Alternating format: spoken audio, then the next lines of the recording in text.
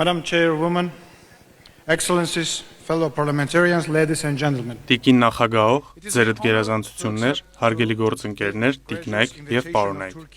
Ինձ համար մեծ պատիվ է ընդունել Թուրքիայի հրավերը եւ Հայաստանի Հանրապետության ազգային ժողովի անունից հանդես գալ միջխորհրդարանական միության 152-րդ վեհաժողովում։ Կցանկանայի նշել, որ քննարկվող հույսի սերմանում, խաղաղության ապահովում եւ արդարության երաշխավորում ապագա սերունդների համար թեմայի կարեւորությունը դժվար է գերագնահատել։ Թույլ տվեք ասել մի ակնհայտ ճշմարտություն։ Ծաղկող ներկան եւ ապագան կառուցվում են հույսի, խաղաղության եւ արդարության հիմքերի վրա։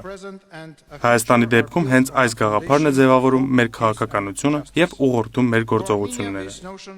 Մենք ձգտում ենք այնպիսի ապագայի, որտեղ բոլորը կունենան սոցիալական եւ տնտեսական բարեկեցության հավասար հնարավորություններ։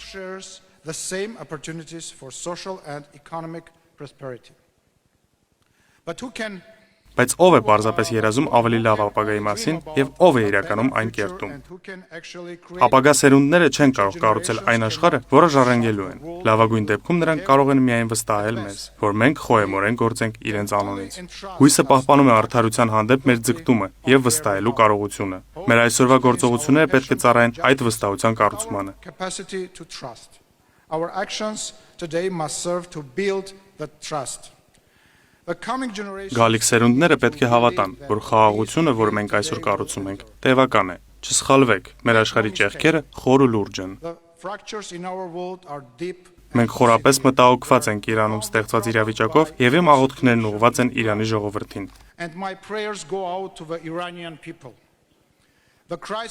Լիբանանի ճգնաժամը եւս չի կարելի անտեսել։ Անշուշտ, մեր առջև ծառացած փորձությունը ծանր է։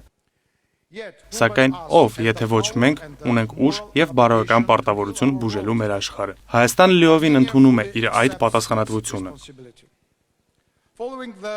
2025 թվականին Հայաստանի, Ադրբեջանի եւ ԱՄՆ-ի առաջնորդների կողմից ստորագրված համաձայնագրից հետո մեր տարածաշրջանում խաղաղություն է տիրում։ Սա իրապես մեծագույն նվաճում է, սակայն մեր տեսլականն ավելի լայն է։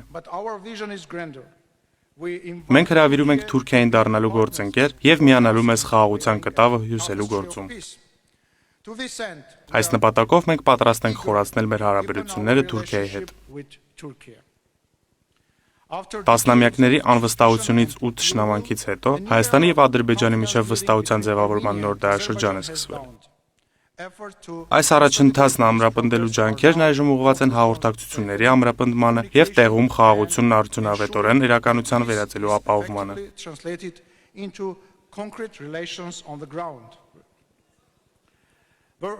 Թրամփի ուղի հանուն միջազգային խաղաղության եւ բարգավաճման TRIP նախագծի իրականացումը եւս մեկ կարևոր հանգրվան է։ Այս նախաձեռնությունը նպատակ ունի միաժամանակ զարգացնելու տարածաշրջանային կապերը եւ ընդլայնելու միջազգային առևտրային ուղիները։ Հիմնված լինելով ինքնիշխանության, տարածքային ամբողջականության եւ իրավասության սկզբունքների վրա, TRIP-ն ունի Հարավային Կովկասում եւ դրա սահմաններից դուրս կայունությունը, տնտեսական համագործակցությունը եւ բարգավաճումը խթանելու ներուժ։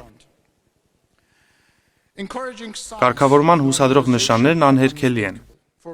Տարիների ընթացքում առաջին անգամ Հայաստանի եւ Ադրբեջանի միջև առևտուրը սկսել է ձևավորվել։ Ադրբեջանական ապրանքների ներմուծումը Հայաստան խորհրդանշական եւ գործնական քայլ է տնտեսական կապերի վերականգնման տեսանկյունից։ Սրանք խաղաղության արդյունքներն են, շոշափերի բարելավումներ, որոնք անմիջականորեն օգուտ են բերում մեր ժողովրդին։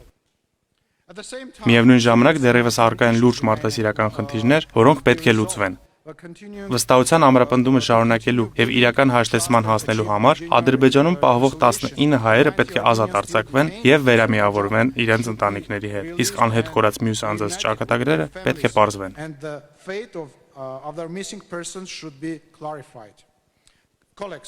Հարգելի գործընկերներ, հիմա առաջնահերթությունները սահմանելու ժամանակն է, եւ ապագա սերունդների բարօրության համար մենք դրանք պետք է ընտրենք իմաստուն կերպով։ Եվ ովքեր են հաջորդ սերունդները։ Նրանք մեր երեխաներն ու թոռներն են։ Մեր սուրբ պարտականությունն է արժանի լինել նրանց, թողնելով ոչ թե պատերազմի, այլ խաղաղության ժառանգություն։ Շնորհակալություն։